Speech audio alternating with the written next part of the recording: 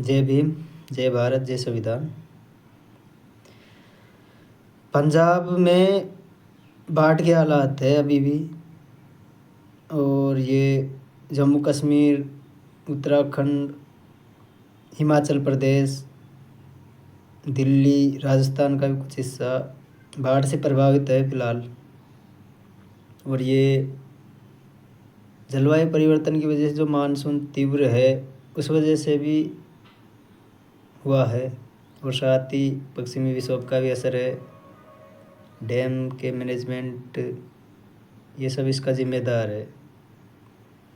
मतलब बादल फटे जम्मू कश्मीर में, बाढ़ आई पंजाब में, क्योंकि डैम बनाए गए तो उन डैम से पानी छोड़ा गया तो उस वजह से बाढ़ आई।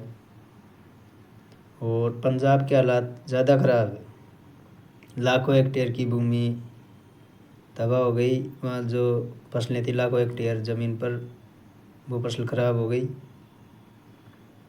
सैकड़ों लोग मारे गए, लाखों लोग बेघर हो गए। और आज जाकर 9 सितंबर को अब जाकर मोदी जी को ये सब दिखाई दे रहा है। और मोदी जी आज पंजाब का दौरा करेंगे, जबकि मोदी जी को अफ़गानिस्तान में जो भूकंप आया था वो दिखाई दे देता है, लेकिन मोदी जी को देश में क्या हो रहा है वो नहीं दिखाई देता है। मणिपुर जल रहा था, वो नहीं दिखा।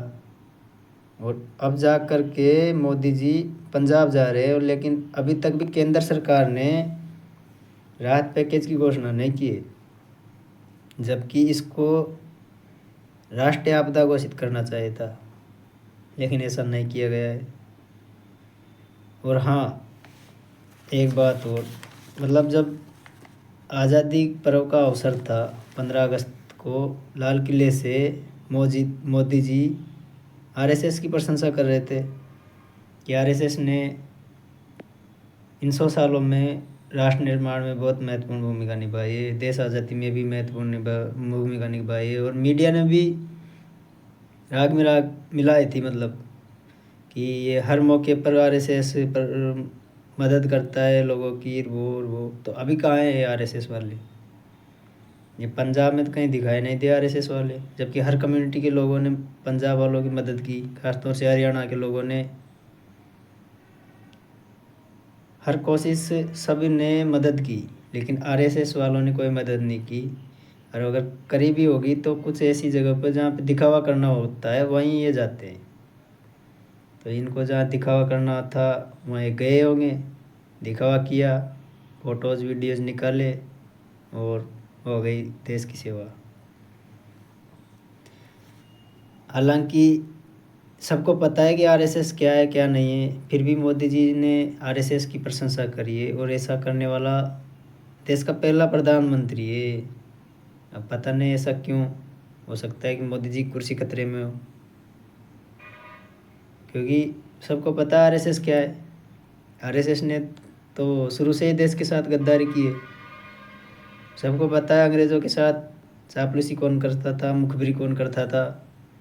ये आरएसएस और इसकी विचारधारा के लोग करते थे।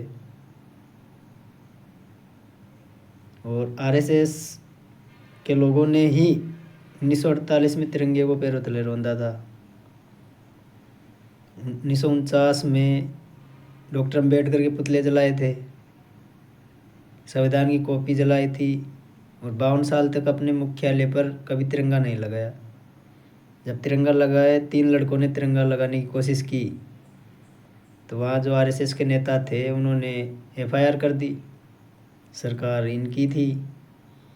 तो उन 3 लड़कों को पुलिस ने अरेस्ट कर लिया, लेकिन कोर्ट ने उनको छोड़ने का आदेश दिए और साथ ही तिरंगे को ससम्मान हिफाजत में रखने की आदेश जारी किए। और ये वही आरएसएस है जिसने जिन्ना के साथ मिलकर 2 राज्यों में सरकार चलाई थी। सभी जितने भी स्वतंत्रता आंदोलन थे उनका बहिष्कार इन्होंने किया। साथ देना तो दूर, इन्होंने विरोध किया था। और जो अंग्रेज़ों के पैदल सैनिक होते थे वो आरएसएस के लोग होते थे। तो मोदी जी पता नहीं क्यों प्रशंसा कर रहे थे, जबकि सबको पता है आरएसएस का क्या इतिहास रहा है। इतिहास में इनका मतलब कोई योगदान नहीं है आज़ादी में इनका, फिर भी आज़ादी में इनका योगदान घुसेड़ रहे। और जो पेट्रोलियम मंत्रालय उसने जो एक फ़ोटो पोस्ट की थी जिसमें सावरकर को सबसे ऊपर रखा था, फिर गांधी जी, सुभाष चंद्र बोस और भगत सिंह थे। तो मतलब गांधी जी से ऊपर रख दिया कोई बात नहीं, लेकिन भगत सिंह और सुभाष चंद्र बोस से ऊपर रखना तो ये तो मतलब गलती है ना। इनकी बराबरी तो करना बहुत दूर है। सावरकर इनकी बराबरी कर सकता है क्या? भगत सिंह की बराबरी सावरकर, जो माफ़ीनामे लिखता था अंग्रेज़ों से पेंशन लेता था, अंग्रेज़ों की मुखबरी करता था। तो मतलब आरएसएस का इतिहास सबको पता है, फिर भी देश का इतिहास बदलने की कोशिश की जा रही है। हालांकि जो भी है, लेकिन फ़िलहाल पंजाब को ज़रूरत है। तो आरएसएस वालों, कहाँ हो आप? मतलब अभी जो पंजाब के हालात ख़राब है और मीडिया बार बार बताता है कि आरएसएस वाले कैसे मदद करते हैं कैसे नहीं करते, तो अभी कहाँ हो? अभी करनी चाहिए ना मदद। और ये बाढ़ क्यों आए क्यों नहीं आए वो पता नहीं, लेकिन कृत्रिम वर्षा करवाई जा सकती है और कृत्रिम रूप से बाढ़ भी लाया जा सकती है, सूखा भी लाया जा सकता है, भूकंप भी लाया जा सकता है। और हो सकता है कि ये कृत्रिम तरीके से ही करवाया गया हो, क्योंकि बादल छाए इसका अर्थ ये तो नहीं कि वर्षा आती होगी, बादल फटेंगे ही। लेकिन ऐसी घटनाएं हुई है और उस वजह से सैकड़ों लोग मारे गए हैं, खास तौर से जम्मू कश्मीर और हिमाचल प्रदेश में। उत्तराखंड में भी कई जान मान की हानि हुई है। तो ये कृत्रिम भी हो सकता है और ऐसा बाज़ार और सरकार मिलकर करवाते हैं, क्योंकि बाज़ार और सरकार को इस चीज़ से बहुत फ़ायदा होता है। तो ये जो बाज़ार है उसी के कंट्रोल में होता है सब कुछ, और सरकार है वो भी बाज़ार के कंट्रोल में रहती है। और फिलहाल तो जो कॉरपोरेटर्स की सरकार है इंडिया में, तो ये तो संभव है कि ये कृत्रिम रूप से भी करवाया जा सकता है। तो हो सकता है कि कृत्रिम रूप से करवाया गया होगा, और इसके पीछे का कारण ये है कि किसानों की भूमि हड़पनी है। सीधी सी बात तो ये है, जो लैंड पुलिंग होती है उसके तहत किसानों ने ज़मीन नहीं दी होगी, तो इन्होंने पैतरा आजमा लिया होगा। तो हो सकता है कि लैंड पुलिंग ही इसका कारण हो, और इसी वजह से हार्प टेक्नोलॉजी का इस्तेमाल करके भी बाढ़ लाई जा सकती है।